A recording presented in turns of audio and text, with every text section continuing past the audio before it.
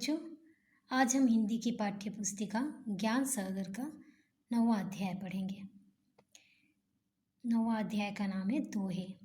ये जो दोहे हैं ये रहीम के द्वारा लिखे गए हैं। रहीम जो थे ना, एक कवि थे और वे ऐसे लिखते थे दोहे, ऐसे दोहे लिखते थे जो कि आपके डेली लाइफ से रिलेटेड थे।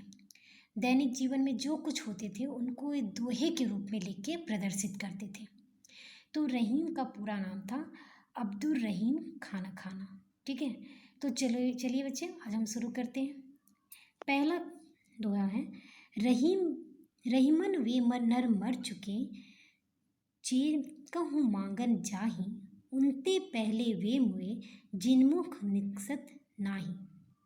तो रहीम का कहना है कि वे आदमी मर चुके हैं जो किसी से कुछ मांगने जाते हैं, और उससे भी पहले वे मर गए जो कि पहले ना कह देते हैं। जैसे आप किसी से कुछ मांगने जाओ और आपको उसके पास रहते हुए वे देना नहीं चाहते हैं, या फिर पहले ही ना कह दिए, तो वे दोनों ही मरे हुए के समान हैं।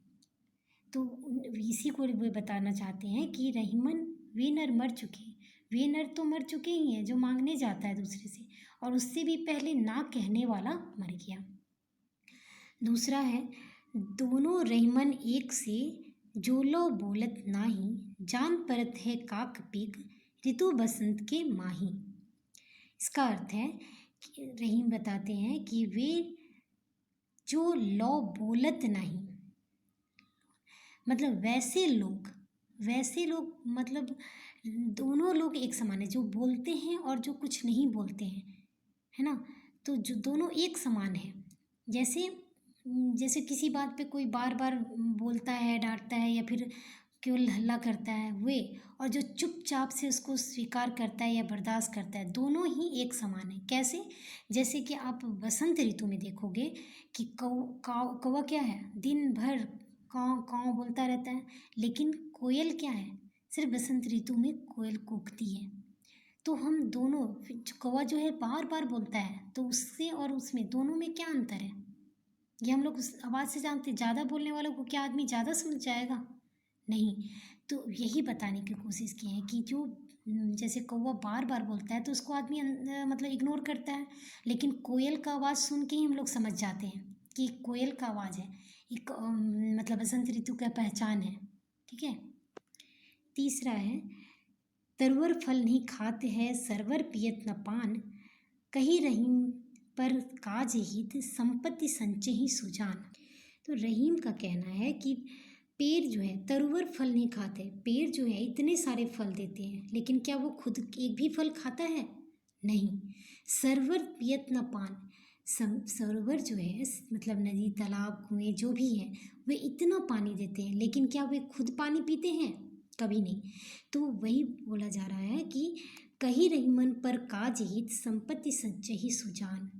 दूसरों के लिए काम करने से, जैसे दूसरे को फल दे रहे हैं, पानी दे रहे हैं, लेकिन वे खुद नहीं खा रहे हैं, वैसे ही रहीम कहते हैं कि जो दूसरे के हित के लिए कार्य करते हैं, दूसरे की अच्छाई के लिए जो कार्य करते हैं, वो संपत्ति संचय ही सुजान, वो संपत्ति को संचय करते हैं। चौथा है, कही रहीम संपत्ति संगे, बनत बहुत बहुरीत, विपत्ति कसौटी जे कसी, सोही साचे मीत। इस दोहे के द्वारा रहीम कहना चाहते हैं कि जब संपत्ति संगे, माने धनवान व्यक्ति के बहुत सारे दोस्त होते हैं, जब संपत्ति है तो बहुत कोई साथ देता है, बहुत सारे दोस्त बनते हैं, लेकिन विपत्ति कसौटी जे कसी, सोही साचे मीत, विपत्ति में, जब तकलीफ में कोई साथ दे, वही सच्चा मित्र होता है। ठीक है। जब आप धनवान हो तब तो बहुत सारे दोस्त आएंगे, बहुत सारे से बातचीत करेंगे, लेकिन जब गरीबी परिस्थिति खराब होती है, उस समय जो साथ दे वही सच्चे मित्र हैं। ठीक है। पांचवा है, रहीमन निजमन की व्यथा, मन ही राखो गोय, सुनी अठी लई हैं लोग सब, बाटी न ले हैं कोई।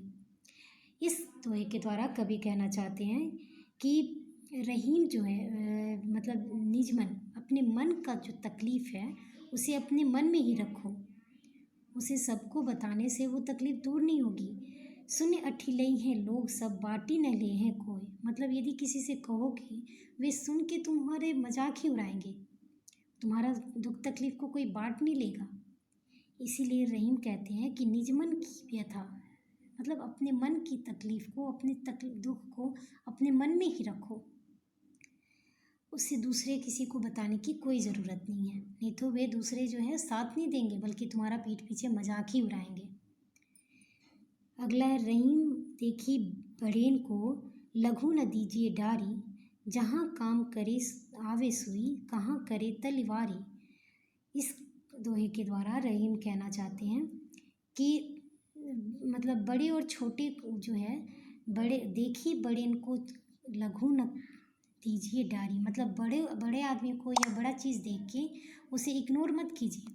उसे क्या कहते हैं कि बड़े आदमी को देख के उसको इग्नोर मत कीजिए, छोटे को, बल्कि दोनों को बराबर समय दीजिए। जैसे कि आप देखो, जैसे जो आदमी बहुत कम मतलब कमज़ोर है या कम वाले हैं उसको हम लोग साइड करते हैं, और दो आदमी जब बीच में है तो हम लोग बड़े को ज़्यादा महत्व देते हैं।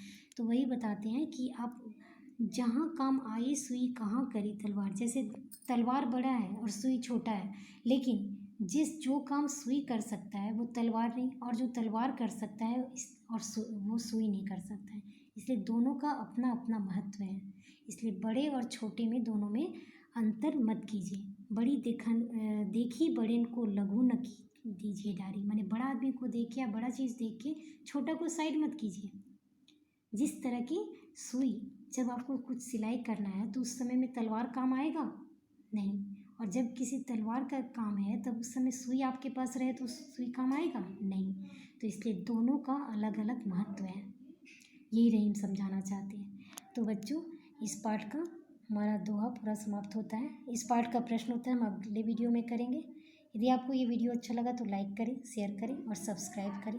धन्यवाद बच्चों।